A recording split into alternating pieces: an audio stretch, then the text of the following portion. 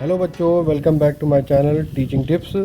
तो आपको S clear करा दिया था मैंने कहा था भाई कम से कम 10 सेंटेंस आप लोग बना लीजिएगा। बनाया आप लोगों ने? क्यों नहीं बनाया? चलिए, तो आगे देखिए, मैं फिर एक बार और रिवीजन करा दूंगा, ठीक है ना। निगेटिव देखते हैं अब। जो हमने एन का फार्मूला बताया था ना, इसमें आता है पहले आपका सब्जेक्ट। अब शॉर्टकट लिख रहा है, एस यू बी लिख दे रहा हूँ, ठीक है। एस यू बी समझ जाएगा, सब्जेक्ट प्लस अब आएगा इसमें डू या डज। देखिए, सिंपल वाले में डू डज नहीं आता है, निगेटिव वाले में, इंट्रोगेटिव वाले में और इंट्रोगेटिव प्लस निगेटिव वाले में आता है, ठीक है ना। सब्जेक्ट प्लस डू या does plus not plus verb की फर्स्ट फॉर्म और प्लस ऑब्जेक्ट। Okay, clear.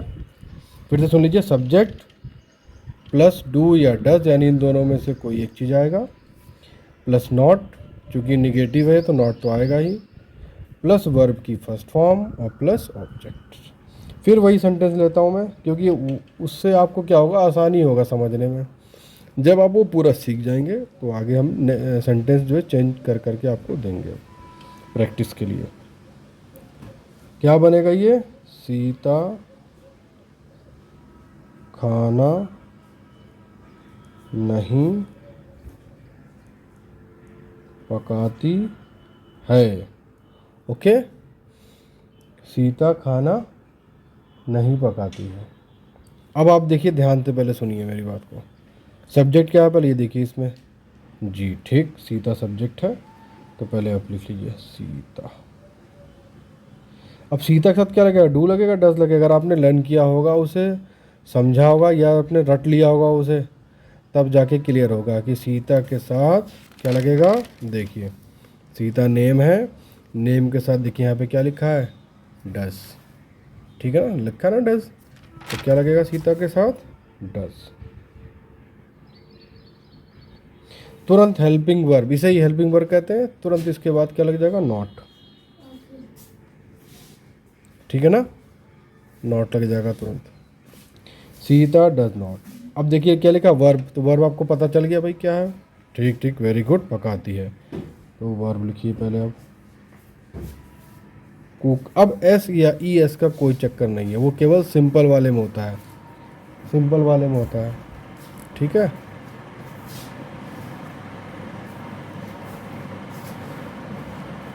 अब ठीक हो गया। अब बचा क्या? अब आप कहेंगे भाई देखिए सीता भी हो गया, नॉट भी इधर आ गया, पकाती है भी इधर आ गया, तो बचा क्या? जी very good, food, cook food. अब बताइए कुछ है डिफ़िकल्ट इसमें? कुछ भी नहीं है। फार्मूला याद कर लीजिए आप, तो फार्मूले के हिसाब से आपको बस सेट करना है, कहीं से कोई डिफ़िकल्टीज नहीं है। देखिए, सब्जेक्ट डू या डज फार्मूले में है, नॉट भी फार्मूले में है, वर्ब आपको पता है, ऑब्जेक्ट आपको पता है, सेंटेंस बन गया। सीता खाना नहीं पकाती है, Sita does not cook food. Okay, अब कम से कम आप 10 सेंटेंस इसके घर पे बनाएंगे खुद से, ठीक है ना। एक और ले लेता हूँ इसमें, फिर बाकी आप खुद से घर पे बनाएंगे। क्या था वो सेंटेंस जो शुरू में लिया था हमने, भूल गया आप लोग? ये था कि मैं क्रिकेट नहीं खेलता हूँ, ठीक है ना। अब बताइए सब्जेक्ट क्या है इसमें? जी ठीक, मैं, आई। डू लगेगा कि डज लगेगा आई के साथ? फार्मूले में देखिए, नहीं याद किया आप लोगों ने, याद करना पड़ेगा भाई। डू लगेगा, आई डू, तुरंत हेल्पिंग वर्ब के बाद नॉट। देखिए, सब्जेक्ट आई, डू, नॉट, हो गया।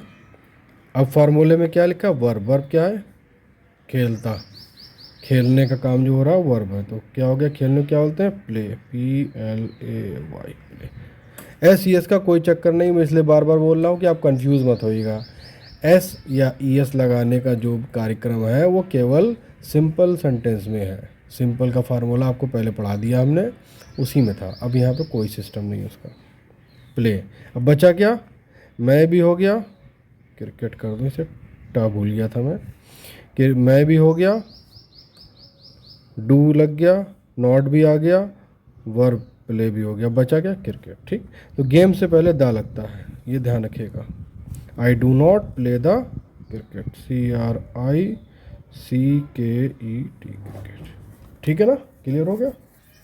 इसके कम से कम आपको 10 सेंटेंस घर पे बनाने हैं, तब जाके आपकी प्रैक्टिस होगी। ठीक, अब हम आज पढ़ाई देते हैं इंट्रोगेटिव भी। आई, इसका फार्मूला है डू या does plus subject plus verb की फर्स्ट फॉर्म और प्लस ऑब्जेक्ट। ओके, और देखिए क्वेश्चन मार्क लगाना मत भूलिएगा, नहीं तो सेंटेंस आपका गलत होगा। ओके, इसी सेंटेंस को लेते हैं फिर हम। क्या सीता खाना पकाती है। ठीक है ना, देखिए पूछने का हो रहा ना भाई, क्या सीता खाना पकाती है। तो जब कोई चीज़ पूछा जाता है तो इसका मतलब कि वो हो गया इंट्रोगेटिव में, इंग्लिश में। हिंदी में होता है प्रश्नवाचक वाक्य। ठीक है ना, हिंदी इसलिए बोल रहा हूँ कि आपको दोनों चीज़ सीखनी है। ऐसा ना हो कि केवल इंग्लिश सीख जाइए, हिंदी ना जानिए तब भी बेकार है, और हिंदी सीख जाइए इंग्लिश ना जानिए तब भी बेकार है। ठीक है ना। अब क्या कि इंग्लिश यहाँ पे कुछ नहीं बनेगी, अगर शुरू में ही क्या लिखा होगा तो उसकी इंग्लिश कुछ भी नहीं बनेगी। इस हेल्पिंग वर्ब से ही काम चल जाएगा। देखिए है ना कितनी बढ़िया बात। आपको कुछ अलग से स्पेलिंग नहीं लिखनी है, क्या कि हेल्पिंग वर्ब का मतलब ही हो जाता है कि हाँ ये क्या वाले सेंटेंस है। तो क्या कि इंग्लिश डू या डज में से एक लगाना है। अब आप बताइए कि सीता के साथ क्या लगेगा, डू लगेगा डज लगेगा। जी वेरी गुड, डज लगेगा। तो डज, सब्जेक्ट क्या है देखिए सीता। आप फार्मूले को ध्यान से देखिए, फार्मूला देख के समझ आएगा।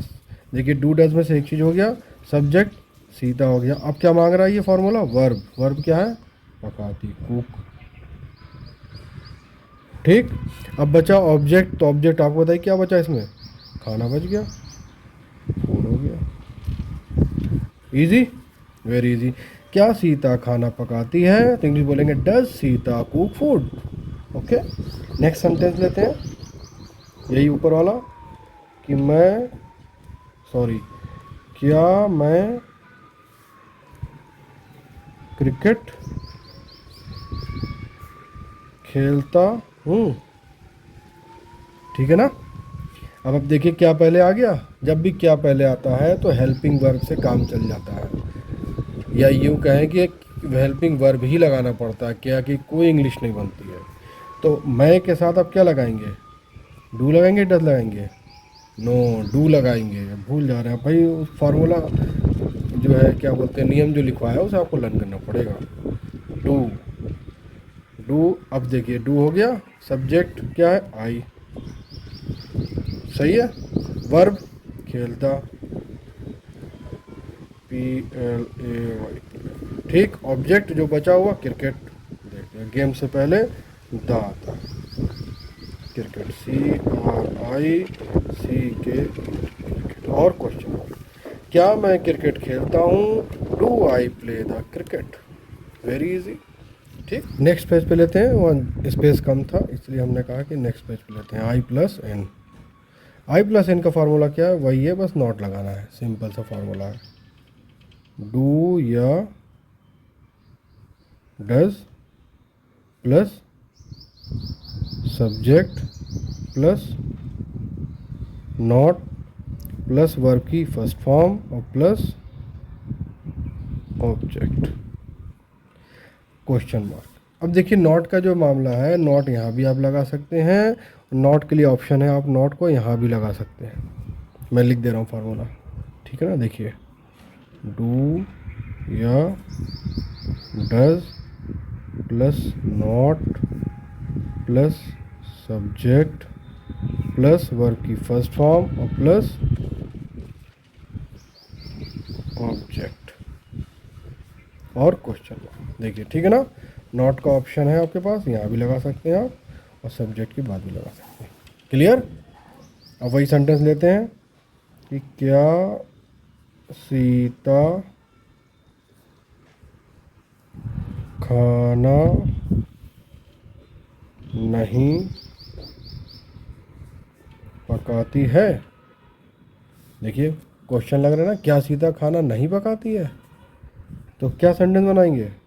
सीता के साथ, जी हाँ आपको पता चल गया अब कि डज लगाएंगे सीता के साथ। डज नॉट आप लगा सकते हैं, ऑप्शनल है, चाहे यहाँ लगा लीजिए चाहे वहाँ लगा लीजिए। हम यहाँ लगा के बनाते हैं आपको। डज, ये वाला फार्मूला, डज सब्जेक्ट सीता, ठीक ना। देखिए फार्मूला देखिए, डज सब्जेक्ट सीता, तुरंत क्या लग जाएगा? नॉट। फिर देखिए वर्ब, वर्ब क्या है? पकाती, कुक। बहुत आसान तरीके से सिखा रहा हूँ आपको, आप भी समझिए। ऑब्जेक्ट क्या है? देखिए जो बचा हुआ, क्या बच रहा है? खाना बच रहा है। सारे हो गए, बचा तो बचे कोई, हमने आपको सिखाया था कि भाई जो बचा वो समझ लो आप ऑब्जेक्ट, फूड। और क्वेश्चन मार्क। अब देखिए मैं बोलता हूँ, ध्यान सुनिए। क्या सीता खाना नहीं पकाती है? तो इंग्लिश में क्या आएगा? Does Sita not cook food. Okay, next sentence एक और ले लेते हैं, वही वाला। क्या मैं क्रिकेट नहीं खेलता हूँ?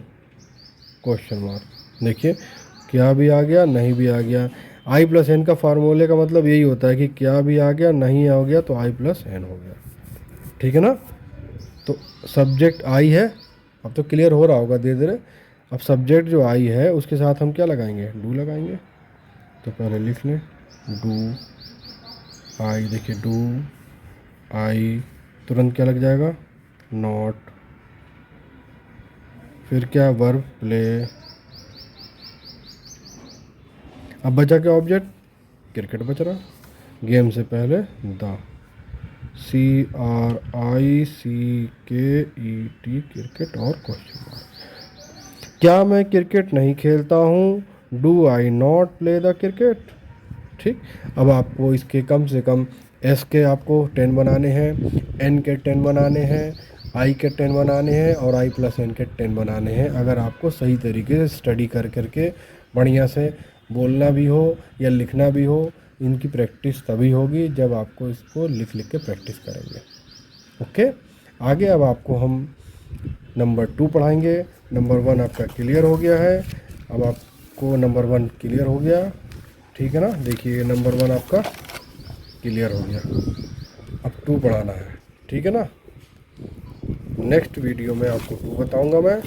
और अभी कुछ डिफ़िकल्ट सेंटेंस हैं जो आपको अभी नहीं बता रहा हूँ मैं। ये इसलिए नहीं बता रहा हूँ कि फिर आप कंफ्यूज हो जाएंगे, ठीक है ना। क्योंकि कोई भी चीज़ सीखी जाती है तो स्टेप बाय स्टेप सीखी जाती है। अगर मैं छोटे से बच्चे को अगर ABCD सिखा रहा हूँ तो पहले ABCD तक याद कराता हूँ, फिर उसके बाद EFGH। और उसको पहले एक ही दिन में A से लेकर Z तक लर्न कराने की कोशिश करूँगा तो वो नहीं सीख पाएगा वो, ठीक है ना। तो स्टेप बाय स्टेप अभी कुछ सेंटेंस ऐसे हैं जो थोड़े डिफ़िकल्ट है।